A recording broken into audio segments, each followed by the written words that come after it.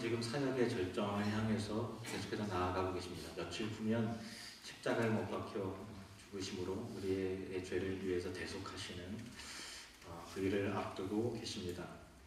예수님은 주일에 예루살렘 성전에 입성하셨고요.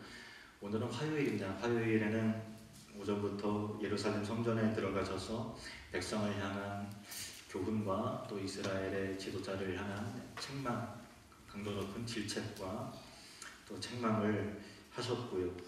이제 오후가 저녁이 되셔서 예루살렘에 나오셔서 동편에 있는 예루살렘 앞에 있는 그 감난산에 오르셔서 제자들과 함께 그 예루살렘 성읍을 한눈에 바라보고 계십니다. 이제 예수님께서 예루살렘에 일어나게 될 하나님의 심판에 따른 엄청난 참화에 대해서 예언을 하십니다. 앞선 설교를 통해서 이미 살펴본 대로 주님은 유대 종교 지도자들의 그 교만과 사악함에 대해서 강도 높은 질타를 베푸셨고, 예수님은 이 땅에 오시면서 자기 백성들을 내 백성으로 끌어안으려고 무진 애를 쓰셨습니다. 그러나 너희가 원치 아니하였도다, 이 말씀대로 백성들은 그렇게 기다리던 메시아를 거부했습니다. 왜냐하면 자기들이 생각했던 그 메시아의 모습이 아니었기 때문에 그랬습니다. 결국 이스라엘은 자기들의 메시아에게 사형 선고를 내리고 핍박하게 되는 것입니다. 그렇게 예수님 십자가에 달려 돌아가시게 되는 상황이었습니다. 이들은 선지자들을 살해했던 자들의 후임을 자인했고요. 이들은 지금 하나님의 진노의 잔을 채워가고 있는 것입니다.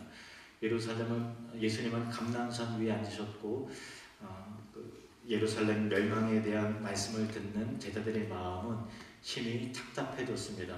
예수님께 베드로와 안드레, 야고보와 요한이 나와서 예루살렘 멸망에 대해서 그 시기와 징조에 대해서 언제 이런 일이 일어날 것이며 그리고 일어날 때는 어떤 징조와 일들이 일어날 것입니까? 라고 묻는 말씀에 예수님께서 대답해 하시는 그런 내용입니다. 소위 감난산 강화라고 한 그 예수님의 예루살렘 멸망과 예수님의 심판에 관한 내용이 마태복음 24장과 25장에 걸쳐져 있는데, 이게 참 어려운 것이 어느 부분이 예루살렘 멸망에 대한 메시지고 어떤 것이 이 우주적인 심판에 관한 것인지 막 섞여져 있어서 그것을 구별하기가 참 쉽지는 않습니다. 예루살렘 성전은 AD 63년에 완공이 됐고요. 그리고 66년에 그 유대 민족들의 대대적인 민족 저항운동, 로마의 반감을 갖고 민족 저항운동이 일어나게 되자 그 반란을 잠재우기 위해서 AD 70년에 티투스 장군을 이렇게 지휘하에 예루살렘이 철저하게 멸망당하게 돼요. 그때 초토화가 되고 수많은 사람들이 죽습니다. 그래서 그 이후에 이스라엘 사람들은 멸망한 민족으로서 그 전 세계에 뿔뿔이 흩어지게 됐고 2000년 가까이 유랑생활을 하게 되는 것이죠. 그래서 지금 1948년에 지금 자리에 이르기까지 참 굉장히 그 떠돌이와 또 그 지역의 민족으로 냉대와 그런 것을 받는 그런 서러운 삶을 살게 되었습니다. 본문 말씀은 예수님의 공생의 마지막 기간이었던 AD 30년 몇 년간에 있었던 그 몇 년쯤 되는 그런 시기에서 말씀하신 거고, 나중에 30여 년이 흘러서 예루살렘의 멸망이 있었기 때문에, 그리고 또 우주적인 심판과 종말이 이제 임박했습니다만 언제 주님이 다시 오셔서 그 심판하실지는 우리가 아직 모르잖아요. 거의 뭐 가까이 왔다고 할 경우 이 2000년이라고 하는 그 기간이 드는 거죠. AD 70년의 예루살렘 멸망과 그리고 제 최후의 종말과의 2000년이라고 하는 기간이 있음에도 불구하고 예수님이 같이 묶어서 같이 예언을 하고 계시는 그 이유는 두 사건에 그 공통점이 있다는 거예요. 그 공통점은 뭐냐면 예루살렘 심판도 예수님을 결국은 그 핍박하고 예수님을 배척했던 것에 대한 심판인 것이고, 이 우주적인 심판도 그리스도의 주되심을 인정하지 않고 복음을 받아들이지 않고 하나님을 예배하지 않은 하나님께 불순종한 자들을 향한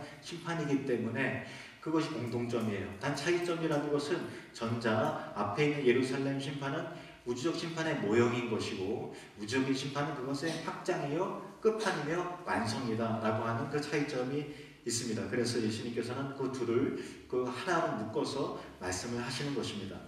지난 시간에는 예루살렘의 황폐화에 대한 그 참혹한 예언과 그 결과에 대해서 역사적으로 살펴봤고요. 오늘은 23절부터입니다. 23절, 24절 말씀 같이 읽겠습니다. 시작. 그때 사람이 너희에게 말하되 보라 그리스도가 여기 있다 혹은 저기 있다 하여도 믿지 말라.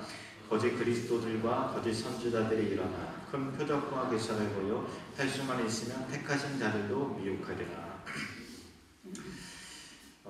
이 표적과 기사와 거짓 선지자에 행하는 그런 일들은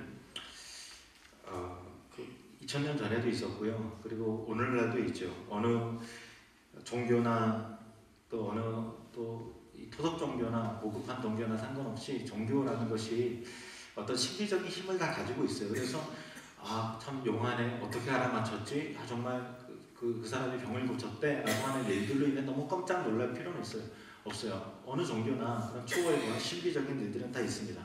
예수님의 제자들 중에서도 예수님께서 그 제자들에게 그 귀신을 쫓는 권능과 모든 약한 것과 병든 것들을 고치시는 능력을 주시고 이게 파송을 하시면서 복음 사역을 감당하게 하셨잖아요. 그 중에 가룟 유다도 병 고치는 능력, 또 귀신을 쫓아내는 능력도 받았던 사람이에요. 그럼에도 불구하고 예수님을 배반하여 팔지 않았습니까?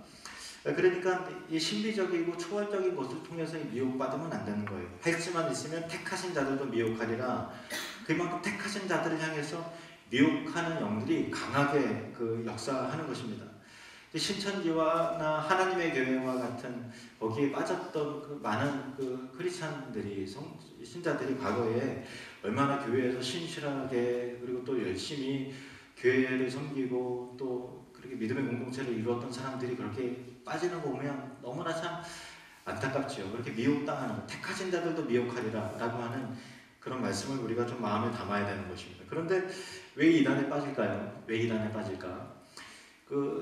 신현우 목사님이라는 분이 계세요. 그분이 신천지에서 이 교육 그 소장을 맡았던 분인데, 그분이 이제 신천지의 거짓 교리와 허위를 깨닫고 이만희의 실상과 허위를 깨닫고 서기에 나왔어요. 나와서 신학을 공부하고 회심하고 신학을 공부해서 목회자가 된 분인데, 우리 신천지 특강을 하기 위해서 제천 성시화 때 제천 기독교 연합회에서 모셔서 특강을 하는데 저도 가서 들었거든요.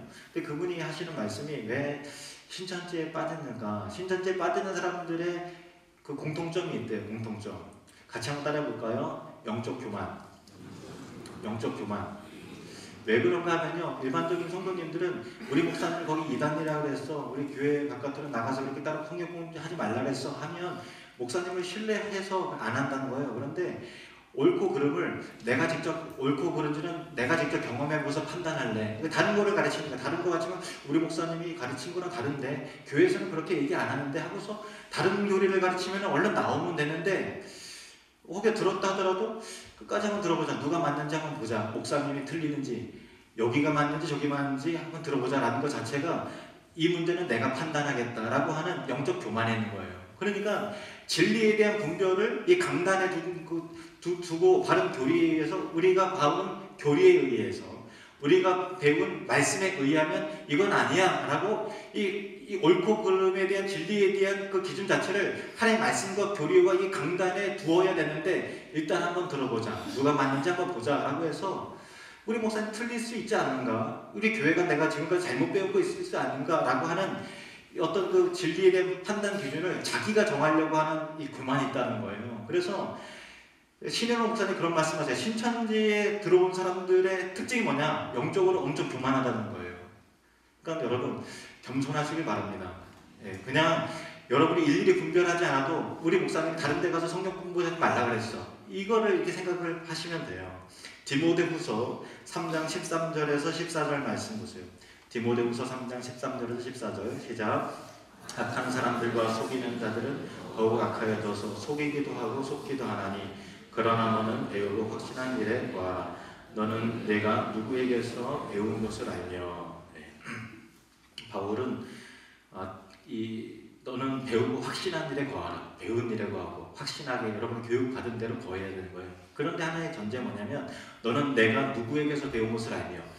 바울이 디모데를 가르쳤죠. 디모데는 사도 바울로부터 그리스도의 교훈을 전수받은 거예요. 그러니까 사도 바울이 그리스도의 교훈을 바르게 전해줬다라고 하는 신뢰가 없으면은 그 기준 자체가 흔들리는 거예요. 뭐냐면은 신앙이 어떻게 하면 잘 자라난가 하면 말씀을 전해주는 자를 신뢰해야 돼요. 여러분, 이 강단을 신뢰해 주시기 바랍니다. 우리 교회가 대한예수교 장로회고 개혁주의 신학을 바탕으로 하고 있어요. 그러니까 바른 성경과 성경을 최고의 권위로 둔 바른 신학에 의한 교육과 또 이 강단에서 그런 말씀이 전해준다는 것을 신뢰를 해야지, 어디서 다른 데서 이상한 말을 들으면 누가 맞는 거지? 헷갈리면 안 돼요. 여기가 맞는 거, 틀리면 여러분이 하늘님교회 성도라고 생각한다면 우리 하늘님교회의 신학적이고 교리적인 노선이 여기가 맞다라는 것을 여러분은 꼭 기억을 하셔야 그것이 바로 겸손입니다. 진리에 이르는 믿음은 신뢰를 바탕으로 자라나는 거예요. 뭐를 바탕으로요? 신뢰를 바탕으로 자라난다는 거예요. 25절, 26절 말씀 보시겠습니다. 25절, 26절 시작.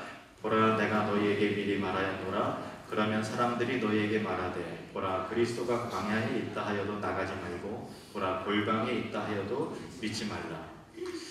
자, 보세요. 어떤 능력의 종이 광야에 있다. 이게 무슨 말이냐면 세상과 세속과 단절된 돌을 닦듯이 수도사같이 그렇게 능력의 종이 임했다. 저 사람 정말 달라. 신령해. 뭐 이렇게 하는 거예요. 골방에 있다. 금식기도를 40일 금식기도를 몇 번을 했는지 몰라.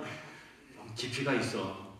하나님과 직접 대면하는 능력의 종이야. 뭐 이렇게 광야에 있다, 골방에 있다는 것은 뭐냐면 우리들의 세상의 기준으로 볼 땐 뭔가 다른 거예요. 뭔가 신령해 보이고 뭔가 영적이고 뭔가 신통해 보이는 그런 부분이 있다는 거죠. 뭔가 영적인 끌림이 있다는 거예요. 그런데 여러분, 그런 게 미혹되지 마세요. 기독교는 세상 속에 들어가 있는 거예요. 기독교는 외모 자체가 평범합니다. 여러분, 이상한 거에 이렇게 미혹되고 저 사람 딱 봐도 너무 신령해, 도 같은 것 같아, 그런 거에 미혹당하면 안 되는 거예요. 능력이 있어 보이고 경건해 보이고 세상과 구별돼 보이고 신령해 보인다고 쉽게 마음을 열면 안 되고, 기독교는 철저히 세상을 등지는 것이 아니라 세상 속에서 평범해지는 것이다 라는 것을 꼭 기억하시길 바랍니다. 27절, 28절 말씀 보겠습니다. 27절, 28절 시작. 번개가 동편에서 나서 서편까지 번쩍임 같이 소남도 그러하리라. 죽음이 있는 곳에는 북소리들이 모일 것입니다. 이 인자의 임함이라는 것은 뭐냐면 예수님의 재림을 말하는 거예요. 예수님은 반드시 다시 오십니다. 믿습니까? 아멘. 예수님께서는 약속하신 대로 반드시 다시 오세요. 근데 재림하실 때 어떤 특징인가 하면 번개가 동편에서는 서쪽으로 번쩍인 것 같이, 동편에 있는 사람이나 서쪽에 있는 사람이나 그 번개를 일시에 다 보는 거예요. 한꺼번에 다 보는, 알아도 죽음이 있는 것 독수리가 모이는 것 같이, 죽음이 있는 것 독수리 우르르 모이는 것 같이 다 알아본다는 거예요. 확실한, 예수님이 재림하셨구나 라는 것이 알게 오는 거지, 긴가민가 이렇게 오는 게 아니란 말이에요. 긴가민가 온다는 것 때문에 이 구절을 모르기 때문에 사람들이 미혹되는 거예요. 내가 재림 예수다. 2000년 전에도 예수님이 많은 사람들이 배척받지 않았느냐, 나도 재림 예수로 왔으나 진짜 재림 예수이기 때문에 이와 같이 나를 몰라주고 배척을 받느니라. 야, 아무개가 저쪽에 재림했대. 저분이 재림 예수야. 이게 너무 무식해서 그런 거예요. 2000년 전에는 예수님께서 그렇게 오셨고 핍박을 받으셨고 그렇겠지만 다시 오실 때는 어떻게 오신다고요? 번개가 동편에 비춰서 서쪽으로 비친 것 같이 모든 사람들이 다 알 수 있도록 하는 거지, 긴가 아닌가 헷갈리고 그런가 아닌가 이런 관점에서 오시는 게 아니란 말이에요. 많은 사람들이, 사이비 종교에 빠진 사람들이 이와 같은 재림 예수에 대한 교리가 잘못됐기 때문에 보라, 예수님이 재림하신다고 그러지 않았냐, 이분이 바로 재림 예수다 이렇게 했기 때문에 JMS라든가 이만이라든가 수많은 그 이상한 사이비들이 그렇게 생겨나게 되는 것이죠. 미혹되면 안 되는 거예요. 다 무지해서 그런 것이죠. 예수님 어떻게 오신다고요? 다시 오실 예수님 분명하게 모든 사람이 확인될 수 있도록, 모든 사람들이 확인될 수 있도록 번개가 이쪽에서 저쪽으로 번쩍임 같이 재림하신다라는 것입니다. 그러면 이 미혹되지 않도록 우리가 어떻게 분별해야 될까요? 분별의 기준은 뭘까요? 요한일서 1장 7절에서 11절 말씀 보시겠습니다. 7절에서 11절 미혹하는 자가 세상에 많이 나왔나니 이는 예수 그리스도께서 육체로 오심을 부인하는 자라. 이런 자가 미혹하는 자여 적그리스도니 너희는 스스로 삼가 우리가 일한 것을 잃지 말고 오직 온전한 상을 받으라. 지나쳐 그리스도의 교훈 안에 거하지 아니하는 자는 다 하나님을 모시지 못하되 교훈 안에 거하는 그 사람은 아버지와 아들을 모시느니라. 누구든지 이 교훈을 가지지 않고 너에게 나아가거든 그를 집에 들이지도 말고 인사도 하지 말라. 그에게 인사하는 자는 그 악한 일에 참여하는 자임이라. 여기 보니까 어떤 교훈이라 그랬어요? 9절 말씀에 지나쳐 무슨 교훈이요? 그리스도의 교훈 안에 거해야 된다. 그리스도의 교훈이 기독론, 이 모든 이단들은 기독론이 잘못되죠. 그리스도론이 다 잘못된 거예요. 그러니까 그리스도의 교훈이라는 것은 뭐냐면 예수님께서 사도들에게 말씀하신 그 교리예요. 예수님께서 사도들에게 성경의 모든 것들을 풀어서 설명했을 때 그들이 눈이 열리면서 구약에서 예표된 그리스도에 대한 그 모든 것들을 다 확인하면서 그렇게 깨달았지 않습니까? 그리고 그 사도들로부터 계승된 그 사도들이 그리스도로부터 받은 그 말씀의 내용을 그 제자들에게 교회 공동체에게 전파를 해줬죠. 그래서 그 사도들로부터 계승된 예수 그리스도 중심의 바른 교리가 바로 그리스도의 교리예요. 이 교리 울타리 밖으로 넘어가면 절대 아닌다는 거예요. 에베소서 2장 20절 말씀 보겠습니다. 에베소서 2장 20절 시작. 너희는 사도들과 선지자들의 터 위에 세우심을 입은 자라. 그리스도 예수께서 친히 모퉁이 뜰이 되셨느니라. 사도들과 선지자들의 터라는 것은요, 신약 성경과 구약 성경의 터 위에요. 그리고 사도들에 의해서 계승된 바른 교리, 바른 신학 위에서 세워져야 된다는 거죠. 그러니까 교회는 어디에 세워져야 되냐면은 하나님의 말씀 위에 세워져야 되는데, 하나님의 말씀 위에 세워진다는 것은 하나님의 말씀을 궁극적이고 최고의 권위로 둔 신학과 교리 위에 세워져야 된다는 것과 똑같다는 거예요. 어떤 교리가 있냐면은 우리 개혁주의 신학의 칼뱅의 기독교 강요라든가 또 16세기 하이델베르크 요리문답, 17세기 초의 도르트 신경, 17세기 중반의 웨스트민스터 신앙고백과 소요리문답, 대의리문답 등과 같은 우리 장로교 전통의 표준 교리가 우리가 공부해야 돼요. 그 교리를 공부하는 것이 굉장히 중요합니다. 그래서 왜 좋은 교리인가 하면은 성경과 하나님의 영광을 최고의 우선순위와 궁극적 권위로 두기 때문에 가장 건전하고 바른 교리가 우리 장로교 개혁주의 신학이에요. 어떤 다른 것 때문에 아니라 성경을 최고의 권위로 두기 때문에 그런 거예요.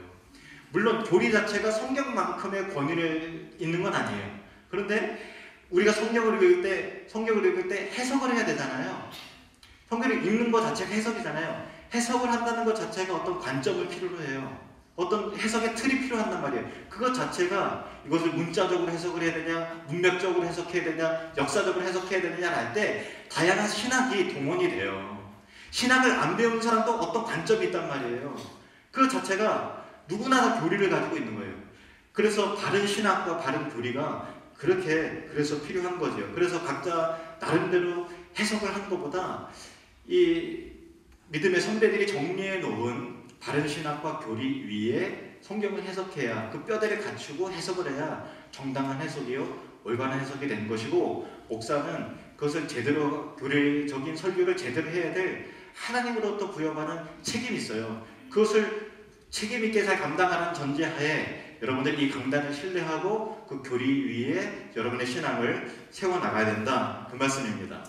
신천지나 하나님의 교회나 여러 이단들의 특징이 뭐냐면 다 성경을 가지고 풀어요. 성경을 성경으로 푼다는 거 하면서 비유풀이하고 짝풀이를 하면서 사람을 막 헷갈리게 만드는 거예요. 그러니까 그 신앙인들이 교회에서는 못 들어봤던 얘기를 하니까 당연히 못 들어보죠. 이상한 얘기를 하니까 당연히 못 들어보죠. 뭐 이런 얘기를 하는 거예요. 아담과 하와를 유혹했던 뱀이 진짜 뱀일까? 아니라면 뭘까? 예수님께서 구름 타고 오신다고 하셨는데 그 구름은 진짜 구름일까? 예수님의 손오공인가? 그 구름은 이만이라고 하는 구름이다. 잠들자라고 하는 구름이다. 이렇게 해서 다시 구름 타고서 왔다. 뭐 이렇게 해버리니까 이게 너무 무식하니까 그래, 그 구름은 진짜 구름은 아닌 것 같고, 그럼 구름이 뭐지? 구름은 육체다. 이만이라고 하는 육체다. 이렇게 하니까 강단에서 당연히 그런 걸 가르치는, 구름이라는 건 하나님의 영광을 가리키는 거예요. 구름 뭐라고요? 하나님의 영광. 그러니까 그거를 이상한 얘기를 하니까 그런 얘기 딱 들으면 우리 목사님은 아니에요. 그래서 이 강단에서 듣도 보지도 못했던 얘기면은 얼른 겸손한 마음으로 아니다 싶으면 나와야 되는데, 옳고 그른지는 내가 판단해보자 이러면서 들어가서 이게 조금씩 주워 먹다 보니까 신기하고 재밌거든요. 얼마나 재밌는지 몰라요. 다 비유를 풀고 짝풀을 하고 성경에는 모든 짝이 있느니라 그러면서 다 하니까 퍼즐 조각 맞추듯이 한 번도 듣도 보지 못했던 얘기들이 딱딱 맞아떨어지니까 여기에 권능이 있고 여기에 깊이가 있고 여기에 진리가 있구나 하면서 이제는 이만희를 하나님으로 모시면서 추종을 하면서 그렇게 다 나사가 풀리고 막 집을 다 갖다 바치고 다 가족을 등지고 다 거기 반대하는 사람 다 막이고 다 그렇게 해버리는 거예요. 근데 참 너무 안타까운 거예요. 베드로후서 3장 16절 말씀 보십시오. 베드로후서 3장 16절 시작. 또 그 모든 편지에도 이런 일에 관하여 말하시되 그 중에 알기도 어려운 것이 더러 있으니 무식한 자들과 굳세지 못한 자들이 다른 성경과 같이 그것을 억지로 풀다가 스스로 멸망에 이르니라. 성경을 성경으로 풀어도 멸망해요. 예수님의 바른 교, 사도적 전통에 따른 바른 교리에 입각하지 않고 이상한 거를 성경을 스스로 읽어도 사실은 이상한 대로 가진 않아요. 사실은 성경을 성령님께서 조명하신 대로 깨달은 대로 성경이 읽으니까 성경은 무서워할 필요는 없어요. 무서워할 필요는 없지만 나쁜 마음을 가지고 이상하게 주워들은 관점을 딱 주입이 되면 이상해지는 그런 경우가 있으니까 여러분 주의하시기 바랍니다. 디도서 3장 9절에서 10절 말씀입니다. 디도서 3장 9절에서 10절 시작. 그러나 어리석은 변론과 좁고 이야기와 분쟁과 율법에 대한 다툼은 피하라. 이것은 무익한 것이요 헛된 것입니다. 이들에 속한 자 한두 번 훈계한 후에 멀리하라. 어리석은 변론을 어떻게 하라고요? 피하라는 거예요. 좁고 이야기 분쟁과 율법에 대한 다툼 어떻게 하라고요? 피하라는 거예요. 그러니까 여러분 이단에 와서 나랑 성경 공부를 한번 토론해보자 절대로 응하면 안 돼요. 이게 여러분 그거 자체가 교만이에요. 성경이 피하라고 했으면 피해야죠. 그게 겸손인 거죠. 실력으로 한번 붙어보자. 누가 맞는지 내가 받은 대로 한번 논쟁해버리다. 논쟁하지 말라 그랬어요. 논쟁하지 말라 그랬어요. 여러분이 전도하고 있는데 불교 신자를 전도했는데 여러분이 알고 보니까 불교가 맞네 하고서 가겠어요. 여러분이라면? 그러니까 논쟁할 필요가 없는 거예요. 여러분 잡아먹으려고 왔는데. 그러니까 피해라. 그걸 자체 피해라. 왜 멀리 하라고 하나? 요한이서 1장 10절에서 11절 말씀. 요한이서 아까 읽은 말씀이죠. 10절 11절 시작. 누구든지 교훈을 가지지 않고 너희에게 나아가거든 그를 집에 들이지도 말고 인사도 하지 말라. 그에게 인사하는 자는 그 악한 일에 참여하는 자입니다. 왜 이단을 피하라고 하는가 하면요, 미혹되면은 감염자가 돼요. 이게 무서운 거예요. 뭐가 된다고요? 감염자가 돼요. 그러니까 영화에 보면은 막 물려고 좀비가 되잖아요. 좀비가 가만히 있어요. 막 돌더니 또 다른 사람 물어버려요. 이단이라는 게 한 번 감염이 되면 전파자가 되는 거예요. 독감 걸리듯이 메르스 환자가 되듯이 나도 피해자지만 동시에 가해자가 돼서 이거를 막 가족들에게 전파하고 암흑의 권사님에게 전해서 이게는 사탄의 교회야. 바른 진리가 있는 거기에 공급방에 가야 돼. 이렇게 해서 막 구출하고 멸망한 바벨론으로부터 건지고 싶은 막 욕구가 나사가 풀리니까 그렇게 돼버리는 거예요. 그렇게 하면 안 되는 거죠. 어떤 집사님이 하나님의 교회에서 나온 어떤 사람이 전도를 해서 하나님 아버지만 믿으면 안 된다. 하나님 어머니를 믿어야 된다. 그러면서 막 하니까 그분이 집사님이 참 하나님 아버지 한 분만 모셔도 힘들어 죽겠는데 어떻게 어머니까지 모시냐고. 나 진짜 피곤해서 그거 못한다고 그랬더니 할 말을 잃고 돌아갔다. 이렇게라도 해야 돼요. 이렇게라도 해야 돼요. 참 재미있는 대처 방법이에요. 참고로 유승훈 집사님이 그렇게 했다고요. 갈라디아서 5장 9절에서 7절 9절 말씀 같이 읽겠습니다. 시작. 너희가 다름질을 잘하더니 누가 너희를 막아 진리를 순종하지 못하게 하더냐. 그 권면은 너희를 부르신 이에게서 난 것이 아니라 적은 누룩이 온 덩이에 퍼지느니라. 따라합시다. 적은 누룩이 온 덩어리에 퍼진다. 사실 제천도 그렇지만 좀 원주라든가 그런 게 난리가 난 교회가 많아요. 한 명이 들어왔는데 또 데리고 또 나가고 해서 3분의 1이 신천지가 돼버리고 엄청나게 많아요. 여기는 없죠. 없을 거예요. 근데 신천지가 들어오게 되면은 그렇게 감염을 시키는 것도 참 문제지만은 새 가족이 오면은 전도를 또 마음대로 못해요. 신천지 아니야 저 사람? 오는 사람을 기쁘게 맞이하고 환영하고 그래야 되는데 저 사람 감염된 거 아니야? 그러면서 막 다 이상한 놈들 보니까 교회 공동체의 행복도 깨져요. 그러니까 참 이게 엄청나게 피해를 끼치는 거죠. 적은 누르게 온 덩어리에 퍼진다라는 거예요. 나만 잘못되면 게 아니라 나뿐만 아니라 다른 사람도 다 잘못되게 만드는 거예요. 꼭 이단이 아니다 할지라도 이 극단적으로 한쪽 사상에 치우친 사람들을 조심해야 돼요. 이단은 아닌 것 같은데 뭔가 조금 이상하면 그냥 멀리 하세요. 말씀을 자꾸 문자적으로 확대 해석해서 적용해서 계속 이게 666이다 저게 666이다 막 이렇게 하고 맨날 666만 얘기하고 어떤 사람은 말세의 재앙만 말하는 사람이 있어요. 어떤 분이 우리 교회에 몇 년 전에 오셨는데 등록을 할까 말까 고민하시더라고요. 그러면서 저를 찾아왔어요. 그러면서 저를 신앙을 테스트해요. 목사님 베리칩에 대해서 어떻게 생각하세요? 베리칩이 666을 생각하지 않는다니까. 아 그러세요? 안녕히 계세요. 그러니까 자꾸만 이 베리칩이 666이다 뭐냐 말세의 징조가 뭐냐 이 세상에 묘월 며칠에 몇 시에 주님이 오시지 않느냐라는 것만 계속 얘기를 해요. 이게 이 나사가 풀리는 거예요. 그러면 성경이 있는 것을 확대 해석하면 안 돼요. 그냥 정당히 해석하고 여러분의 할 일에 충성하세요. 하나님께서 원하시는 걸 왜 안 가르치고 언제 오실지를 왜 주님이 안 가르치면 여러분이 해야 될 일을 하세요. 예수를 믿고 신앙생활이 좋다는 것은 상식적으로 가는 거고요. 어떻게 보면 인성이 좋아지는 거고 이 사회 속에서 동화가 되면서 빛과 소금의 삶을 사는 것이지 상식에서 벗어나고 이상해지고 뭐 집가락 하나 바치고 뭐 이상해지는 걸 말하는 게 아니에요. 그리고 출처가 불분명한 신앙 영상이라든가 이상한 글들을 출처가 불분명하다. 절대 퍼나르지 마세요. 적은 누르게 온덩어리에 퍼지듯이 그렇게 다른 사람을 감염시킬 수 있다는 걸 생각하셔야 돼요. 출처가 불분명한 거. 여기 분별해서 개혁주의 신앙이 아니고 아무리 은혜로운 글이라도 막 퍼나르지 마세요. 그러지 마세요. 잘못하다가 여러분이 또 다른 감염을 시킬 수가 있고 출처가 불분명해서 이 강단에서 전파되는 것과 다른 관점에서 물들 수가 있으니까 조심하시기 바랍니다. 요한일서 4장 1절 말씀입니다. 요한일서 4장 1절 시작. 사랑하는 자들아 영을 다 믿지 말고 오직 영들이 하나님께 속하였나 분별하라. 많은 거짓 선지자가 세상에 나왔습니다. 사랑 영들아 영을 다 믿지 말고 다 믿지 말라. 따라합시다. 다 믿지 말라. 여러분 다 믿지 마세요. 순진한 거하고 미련한 거하고는 종이 한 장 차이예요. 진리에 따른 믿음은 절대로 모든 것을 다 믿지 않아요. 모든 것을 다 믿으면 안 돼요. 분별하면서 구별하여 믿으시기 바랍니다. 초대교회 때도 그랬지만 오늘날도 거짓 그리스도와 거짓 선지자가 말씀하시면 택하신 자들도 미혹하는 그런 시대입니다. 여러분의 신앙을 그리스도의 바른 교훈으로 지켜나가시길 바랍니다. 그리스도가 광야에 있다 하고도 믿지 말고 능력의 종이 골방에 있다 해도 믿지 마시기 바랍니다. 디모데전서 3장 15절 말씀 보십시오. 시작. 이 집은 살아계신 하나님의 교회요 진리의 기둥과 터이니라. 교회는 하나님의 교회여야 되고 진리에 따른 기둥과 터 위에 세워져야 그것이 교회입니다. 교회는 성도들의 모임이죠.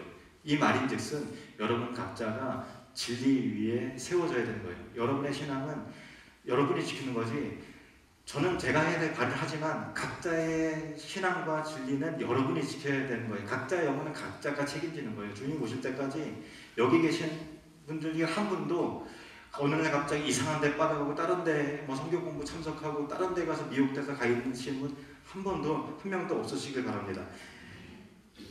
이단은 대부분 교회 밖에 성경 공부를 통해서 이루어지거든요. 그냥 우연을 가장한 만남을 통해서 이분이 정말 성경을 기가 막히게 쪼개고 푸는 전도사님이 선교사님인데 나랑 같이 성경 공부하자 이런 식으로 이루어져요. 그런데 여러분 외부에서 성경 공부 요청을 받으면 교회 반드시 제보하세요.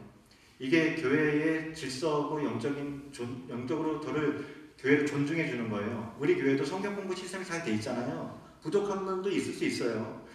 그런데 우리 교회에서도 외부 성도님들이 우리 교회 잘 돼 있기 때문에 나도 티를 하고 싶다, 나도 커피 브레이크 하고 싶다, 나도 마더와이즈 하고 싶다 하면서 신청이 들어와요. 그럴 때 우리가 어떻게 하는지 아세요? 신청하세요. 이렇게 안 해요. 어떻게 하냐면 담임 목사님 허락 받으십시오. 이렇게 이게 교회의 질서를 서로 지켜나가는 거죠. 그러니까 여러분도 마찬가지예요. 외부에서 성경 공부 절대 하면 안 된다. 외부 성경 공부 다 가짜다. 그거 아니에요. 좋은 성경 공부는 많이 있어요. 뭐 배울 기회를 차단할 수는 없겠죠. 그런데 그것이 진짜인지 아닌지 여러분을 구별할 능력이 없을 때 스스로 인정하고 겸손하게 인정하고 그 구별할 것을 목사님에게 위임을 해야 되는 거예요. 목회자에게 넘겨야 돼요. 그래서 만약에 여러분이 어떤 집사님이 어떤 권사님이 어디 선교사님한테 어느 전사님한테 우리 성경 공부 배우러 가자 그러면 갈까 말까 이렇게 하지 말고 일단 목사님 김 권사님이 저더러 성경 공부 나가자 그랬는데요. 이렇게 제보를 해주셔야 돼요. 겁나죠? 근데 제보를 해주셔야 교회가 건강해져요. 그게 신천지가 없지만 우리 교회는 아무도 없어요. 없지만 혹 있다 하더라도 교회를 지켜나가는 그렇게 할 때 신천지가 어떤 활동도 못해요. 왜냐면은 본인이 성경을 가르치는 게 아니라 성경을 가르치는 사람을 소개해주는 거거든요. 다 그래요. 성경을 가르쳐주는 어떤 교육석의 뭐 공부방에 들어가요. 가입을 시키고 다른 사람을 만나게 해서 한 거지 자기가 하지 않아요. 그러니까 자기는 쏙 빠지는 거죠. 그러니까 누군가 여러분에게 어떤 사람을 소개해주고 혹 그랬다면 오늘 예배 끝나고 나서 저한테 목사님 1년 전에요. 이렇게 긴장하세요. 어떤 집사님이 아무개 집사님이 저한테 성경 공부하라고 그랬어요. 이게 고자질하는 게 아니라 여러분의 신앙을 지키고 교회를 지키는 거예요. 교회를 꼭 지키십시오. 약속하십시오. 주보 한번 펼쳐보실래요? 주보 이렇게 가운데 펼쳐보시면 왼쪽 광고랑 옆에 오른쪽에 T 이렇게 돼 있잖아요. T가 돼 있잖아요. T 위에 별표 표시되어 있는 당구장 표시되어 있는 거기 글 같이 한번 읽겠습니다. 시작. 외부 성경 공부 요청을 받을 경우 반드시 교회에 보고 바랍니다. 하지 말라는 건 아니에요. 제가 딱 봤을 때 건전하고 좋으면 하라고 그럴게요. 근데 하지 말라는 건 아니지만 그래도 우리 교회에서 해야 될 게 그렇게 많은데 아까 유승우 집사님처럼 우리 교회 성경 공부도 못해서 죽겠는데 어디 뭐 다른 데까지 뭘 할 시간이 어디 있어요. 솔직히 여러분은 성경 공부 우리 교회에서 하세요. 여러 가지 시스템을 여러분 얼마든지 피곤하게 만들어드릴 자신이 있어요. 공부로 진 빠지게 만들어줄 자신이 있으니까 지금 우리 T 커리큘럼을 다 하려면 30년, 50년 해야 돼요. 그 커피 브레이크도 T도 그렇고 커피 브레이크도 해야 될 스케줄이 많이 있어요. 그러니까 우리 교회 성경 공부 하시길 바라고요. 물론 거기가 더 깊이가 있는데 할 수는 있겠죠. 그런데 꼭 깊이 있어야 신앙이 자라는 게 아니라 단순한 진리라도 적용시켜 나갈 때 믿음이 자라나는 거예요.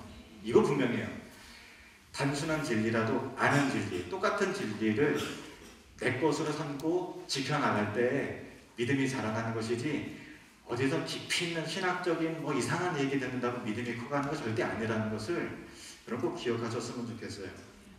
그래서 스스로 공부하면서 판단하지 말고 목회자의 도움을 받아야 된다. 그리고 목회자의 도움을 받는다는 것은 그냥 저를 신뢰하는 게 아니라 제가 약속은 드릴게요. 제가 약속드릴게요. 저는 장로교 목사예요. 장로교 목사고 제가 여러분에게 약속하겠습니다. 이 주보에 보면 한울림이 교회는 대한대주교 장로회 합동보수 교단 평선회 소속이며 정통 장로교 표준교리인 웨스민스터 신앙고백과 웨스민스터 대소유리 문답을 따르는 교회입니다. 이렇게 했어요. 제가 이번에 선교 여행 가서도 틈틈이 칼빈의 기독교 행어를 다 읽고서 왔어요.